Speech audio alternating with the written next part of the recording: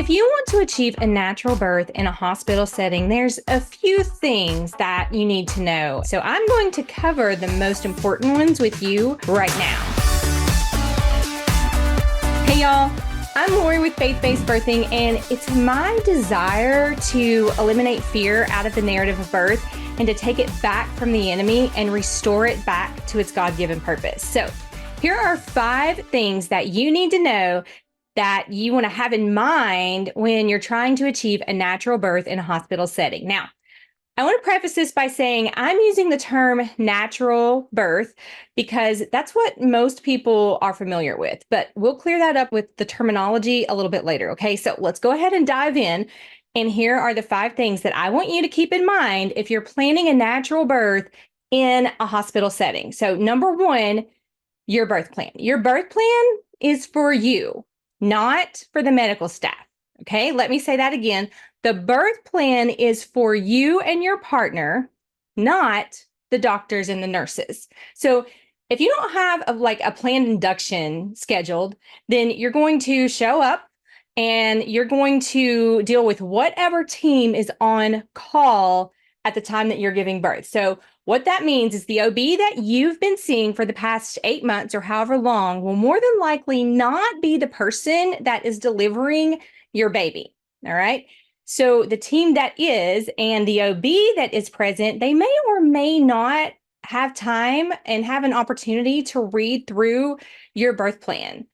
And you are not their only patient. Let's keep that in mind too, right? So what you want versus what others want is a guessing game at that point. So I want you to keep these things in mind. And when you hear people say things like, I wouldn't worry about having a birth plan, mine went completely out the window. Or, you know what, the doctor didn't even want to listen to my birth plan. So why would you bother? The whole point of a birth plan is for you to map out the journey that you want for your birth experience.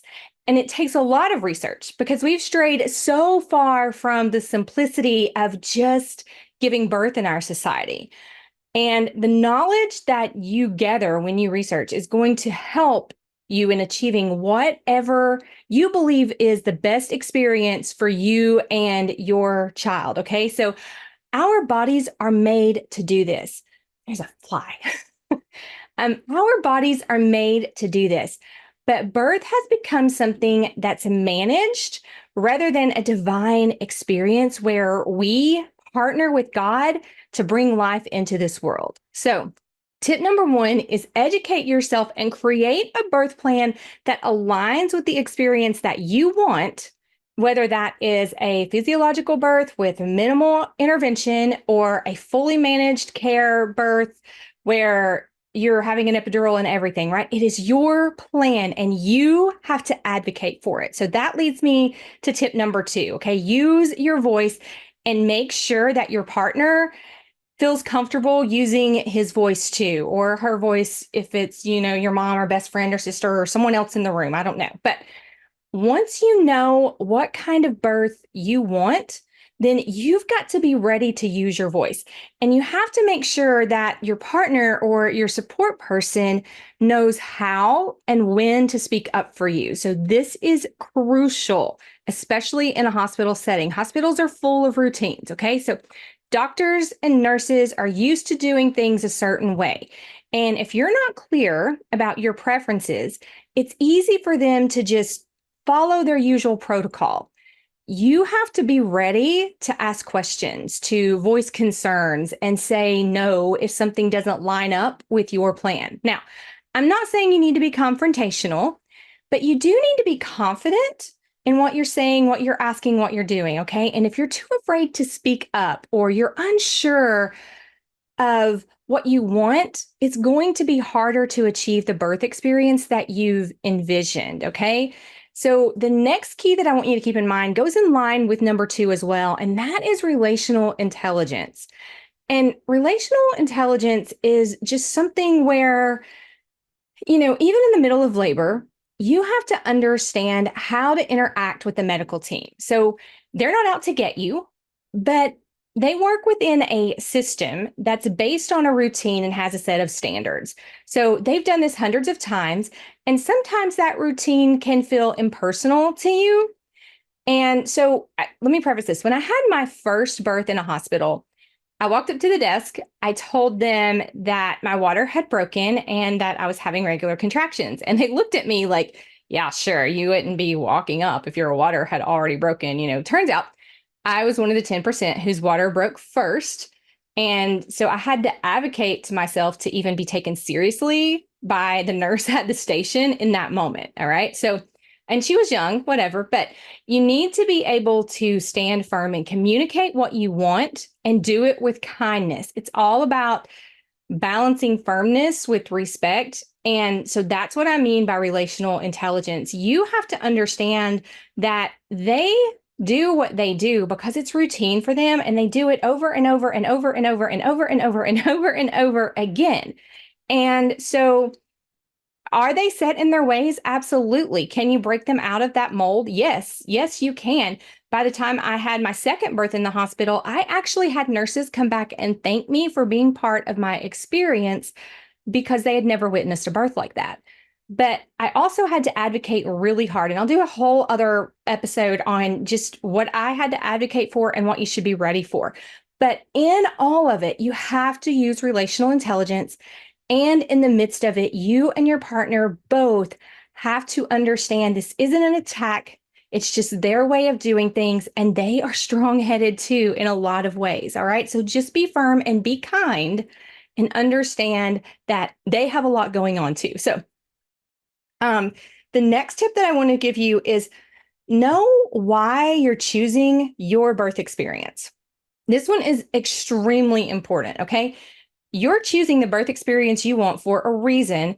And if you're just choosing a natural birth because someone else did it, or you're avoiding meds because someone shamed you into it, or you're not making the decision for you, then you're not doing this for the right reasons. If your sister said, you know what, I had a natural birth and it was great and everything was fine, but that makes you really uncomfortable to go without meds, then a natural birth isn't for you. If you're shooting for a med-free birth and someone says, oh my gosh, I got in there and I couldn't do it. The pain was so bad. It was so ridiculous and everything was so crazy. Don't even try it. Just go ahead and get the epidural because you'll regret it later. You and your body, your brain, your mind, your spirit, everything needs to be comfortable with whatever you decide. And so if you're not confident in your choice, then it's going to show, and it's going to slow down your labor. It's going to increase your discomfort, and it's going to create fear, and fear creates tension, and tension creates pain. And so then it's a cycle at that point, the fear, tension, pain cycle. You've heard of that, maybe. If not, look it up. So you need to make sure that your decisions are based on your own research and your own convictions and not someone else's. I can't stress that enough. All right. So number 5 is I want you to understand the terminology that we're using. So I'm saying natural birth, and there's also physiological birth. Okay. So let's clear this up.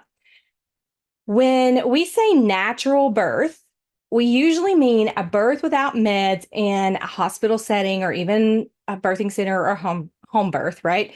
But there's another term that we need to understand, and that is physiological birth.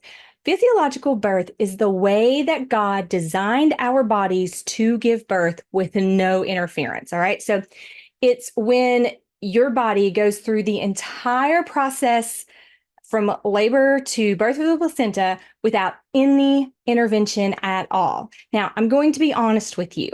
If you're going into a hospital setting, then you're probably, chances are 99.9%, you're not going to have a 100% physiological birth. Even if you achieve a natural birth, the hospital is a managed care facility, and there will be some level of intervention in your birth. Even if you're the person that gave birth in the car on the way there, or shows up in the emergency room and gives birth, in the hallway, like there's still going to be some level in the hospital of managed care. But yes, you can absolutely have a natural birth in a hospital setting. I've done it. It's possible. And you just need to be clear on what's realistic and what you're truly aiming for. Okay. So, can you have a natural birth in a hospital setting? Absolutely. We've established that, right? But it requires preparation, it requires advocacy, and it requires knowing exactly what you want. And I hope this episode gives you a solid foundation to start from. And if you have any questions or you need any clarity, please feel free to reach out. I'm always here to help. We do have a Facebook group that you can join that's faith-based birthing.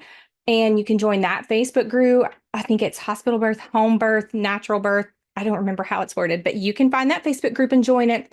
And if you're interested in our book, you can get our book. And we also have a lot of free resources for you.